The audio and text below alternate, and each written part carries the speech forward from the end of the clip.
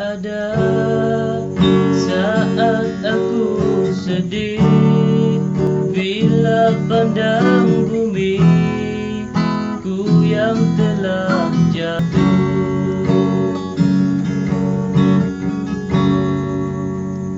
Sahabatku dizalim, disiksa, penindasan ini harus ku lenyapkan.